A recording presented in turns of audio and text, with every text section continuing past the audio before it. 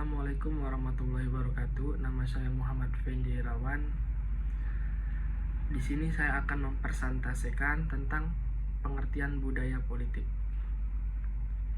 Pengertian budaya politik yang saya kutip yaitu ada dua dari ilmuwan, yaitu pertama dari Gabriel Ellman dan Larry Diamond. Di mana Gabriel Diamond mengatakan bahasanya pengertian budaya politik ialah budaya secara umum dapat diartikan sebagai pola tingkah laku individu dan orientasinya terhadap kehidupan politik yang dihayati oleh para anggotanya sebagai sistem politik. Sedangkan Larry Diamond mengatakan budaya politik adalah seperangkat keyakinan atau sikap, nilai, ide-ide, sentimen, dan evaluasi suatu masyarakat tentang sistem politik negeri mereka dan peran masing-masing individu dalam sistem itu sendiri. Budaya politik Larry Diamond ini menyangkut secara luas. Dia mengatakan pengertian budaya politik itu mengenai sikap, nilai, ide-ide, sentimen, dan evaluasi suatu masyarakat.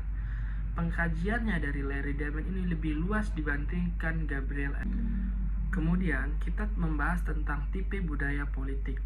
Apa saja itu tipe budaya politik? Mengutip juga dari Gabriel Ellman, tipe budaya politik itu dibagi menjadi tiga, yaitu budaya politik parokial atau partial political culture. Ya, ini kultur dari politik parokial. Ciri-cirinya ya tingkat partisipasinya rendah dan biasanya ini berada di tempat terpencil dan masyarakat tradisional. Di politik parokial ini enggan ingin berpartisipasi pada politik dan cenderung tidak ingin tahu tentang adanya politik. Yang kedua, setelah budaya politik parokial, kita juga mengenal juga budaya politik kaula, di mana budaya politik kaula ini sedikit lebih maju daripada budaya politik parokial, di mana budaya politik kaula sudah relatif maju dari segi sosial dan ekonomi, tapi masih bersifat pasif atau dia masih memikirkan dirinya sendiri. Biasanya budaya ini di masyarakat antara desa dan kota atau kota pinggiran. Di sini kita melihat ada diferensiasi, ada perbedaan di antara politik parokial dan budaya politik kaula, di mana lebih baik dari segi sosial, dari segi ekonomi. Kemudian biasanya juga budaya politik parokial itu biasanya homogen, akan tetapi juga di budaya politik kaula dia juga pasif. Dia lebih mementingkan dirinya sendiri dan enggan berpartisipasi, lebih banyak menyimpan dan enggan mengeluarkan aspirasi politiknya.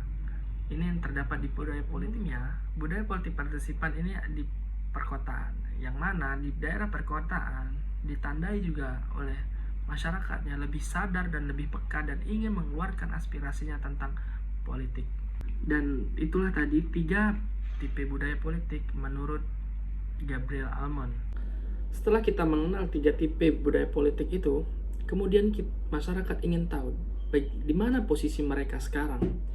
Sebenarnya tidak mesti budaya politik parokial, budaya politik kaula, budaya politik partisipan itu terjadi di suatu daerah yang telah kita sebutkan tadi, di mana bisa saja di pedesaan juga ada budaya politik partisipan bercampur. Budaya politik kaula dan budaya politik partisipan itu menjadi satu. Tidak mesti adanya di desa itu harus ada budaya politik kaula, tetapi bisa juga budaya politik kaula itu berada di perkotaan. Yang bisa kita dijelaskan tadi, yang mana kita dikasih contoh bagaimana kalau sifatnya individual tersebut enggan ingin tahu tentang politik dan cenderung lebih tidak peduli dengan politik, bisa juga terjadi di perkotaan. Dan sebaliknya, budaya politik partisipan tinggi yang harusnya ada di perkotaan bisa juga ada di desa. Tipe 3 ini tersebut menjelaskan bagaimana peran individu, bukan peran di sebuah tempat. Dan ini bisa berada di semua lapisan masyarakat yang ada di dimanapun, khususnya di ini. Demikian pula yang terlihat pada masyarakat Indonesia.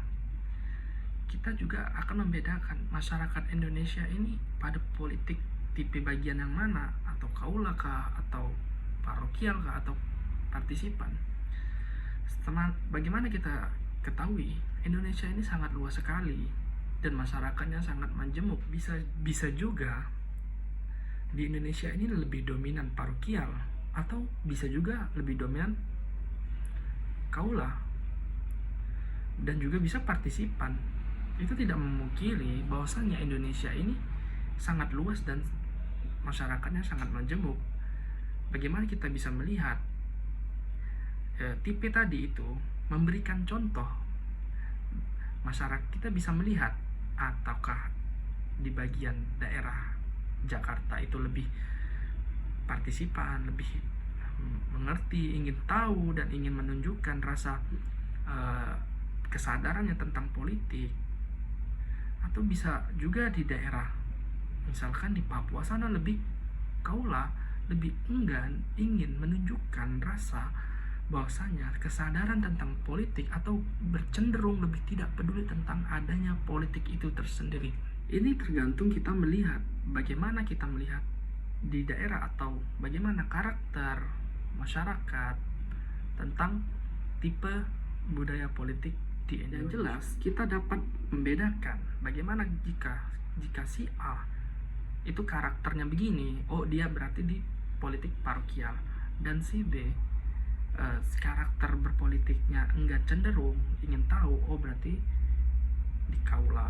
Itu di mana saja bisa. Di sini kita diberikan contoh bagaimana tipe-tipe orang yang enggan ingin menunjukkan rasa kepedulian tentang politik dan ingin tahu tentang politik, tapi enggan ingin menyuarakan tentang aspirasi politik, dan yang terakhir ingin mengerti politik dan ingin menyuarakan politik itu tersendiri. Ini semua tergantung kita bagaimana menyikapi dan melihat bahwasanya ada suatu tempat, daerah, atau manusia dibagikan menjadi 3 tipe budaya politik itu tersendiri. Bagaimana kita menyikapi? Setelah kita mengenal tentang 3 tipe tersebut, kita mengenal lagi budaya politik di Indonesia.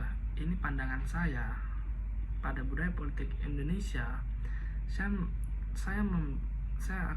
ingin kembali tentang jatuhnya Orde Baru dan masuknya era reformasi pada pasca 1998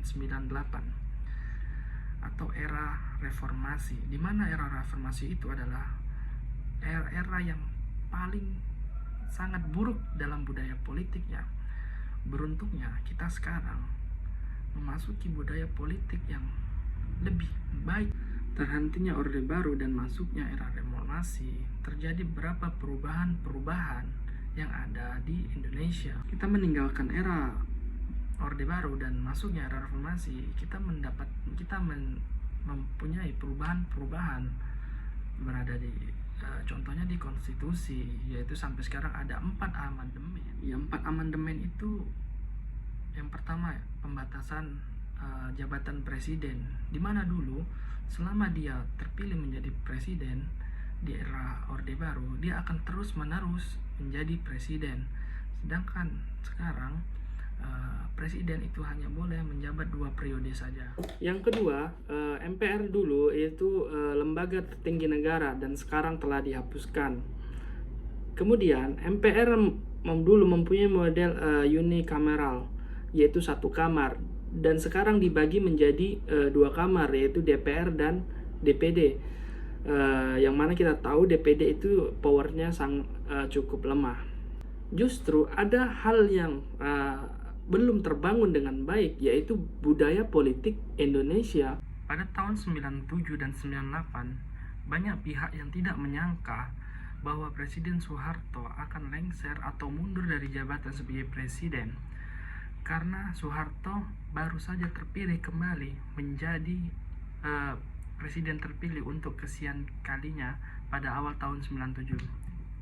Dan pada saat itu banyak ilmuwan dan banyak juga dosen atau pegiat politik yang tidak menyangka bahwasanya Presiden Soeharto mengundurkan diri dari jabatan presiden.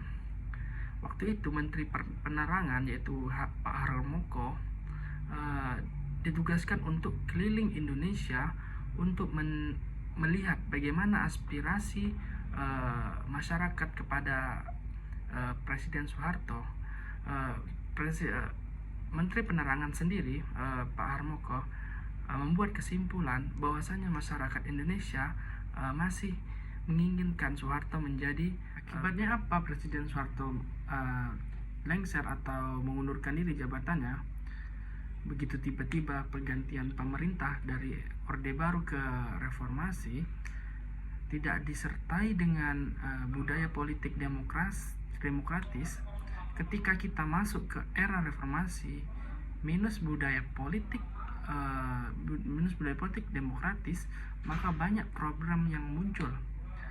Ada banyak problem yang muncul, itu banyak budaya politik kita yang seyogianya demokratis, tapi karena tidak terjadi sehingga sulit kemudian membangun demokrasi. Contoh yang paling gampang jeleknya budaya politik di Indonesia adalah pilkada. Saya mengapa pilkada? Contoh pilkada, kenapa? Karena banyak sekali konflik pada pemilu pilkada, meskipun sering mulai berkurang pada saat ini. Saya salah satunya masalah budaya politik. Salah satunya budaya politik, misalnya siap menang, tapi dia tidak siap untuk kalah.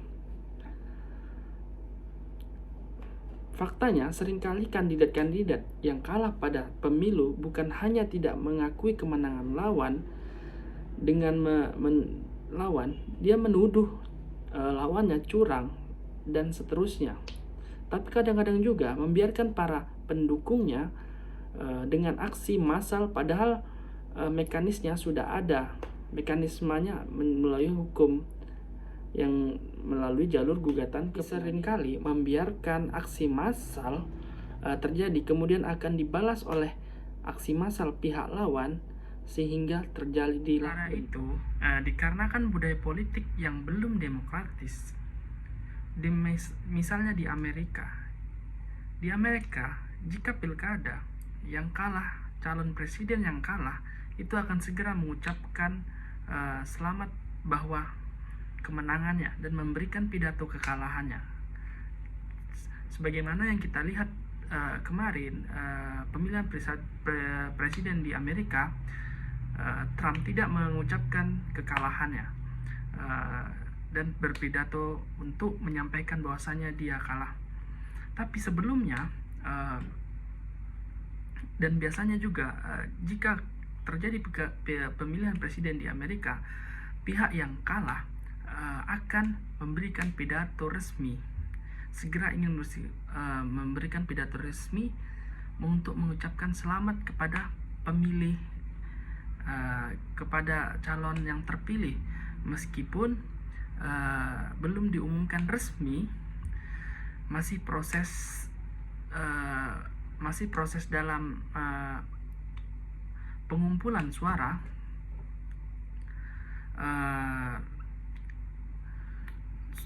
Tapi dia sudah jelas nilainya kalah, dia segera mengucapkan selamat kepada calon terpilih. Di Indonesia belum ada tradisi budaya seperti itu, menyampaikan pidato kekalahan untuk menunjukkan kelegowoan atas kekalahannya. Di Indonesia belum ada tradisi budaya seperti itu, menyampaikan pidato kekalahan untuk menunjukkan kelegowoan atas kekalahannya. Namun sekarang ada tanda-tanda yang lebih baik, menuju baik. Ada beberapa yang segera mengucapkan kepada orang yang terpilih. Dan banyak sekali budaya politik sebenarnya tidak ada di masa reformasi ini, tapi tetap ada yang menonjol selain masalah pilkada tadi yang menang tidak siap untuk kalah, juga feodalisme dan patriarki. Akibatnya apa hal tersebut? Akibatnya pilihan-pilihan politik seringkali yang didasarkan pada unsur feodalisme, bukan unsur ketepatan orang, kelayakan orang sesuai jabatannya. Ini sebenarnya problem-problem yang budaya politik menurut saya. Tentu hal ini seperti tidak hanya di Indonesia, tapi juga di banyak tempat sering terjadi. Inilah yang bisa saya dapat sampaikan. Lebih kurangnya saya minta maaf. Saya akhiri. Wassalamualaikum warahmatullahi wabarakatuh.